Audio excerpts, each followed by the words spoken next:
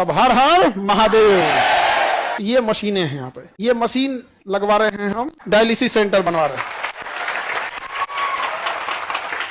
अब सावन का अंतिम सोमवार था, इसलिए हम लोग हमेशा भगवान से मांगते रहते हैं लोग यहाँ पर।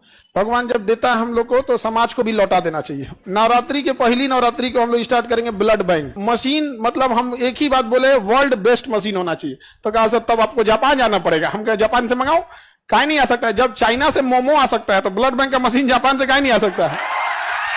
सर अब ये क्या कर दिए, अभी तक टीचरे गरिया रहा था, डॉक्टरों गरिया। सर आप कुछ सूचना देने के लिए बोले थे।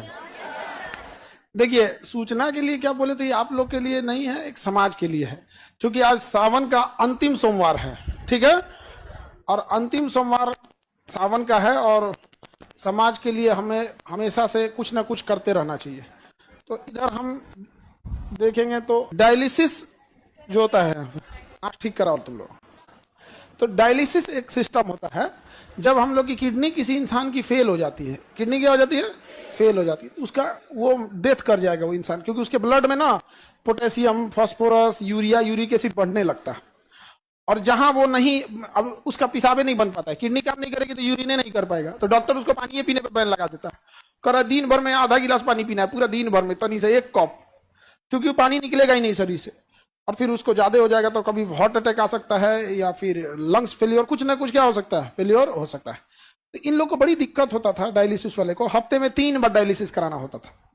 हर एक दिन अल्टरनेट कर करके 3 बार डायलिसिस कराना होता था। और एवरेज जो खर्च आता है डायलिसिस का वो 4 से 5 हजार आता है एक बार का। एक बार का कितना आएगा, 4,000। आप 4,000 ही मान लो, क्योंकि उसके साथ ये सब चीजों के 4,000। तो उसको हफ्ते में कितना करना है, 3। मंथ में उसको 12 से 15 बार करना है।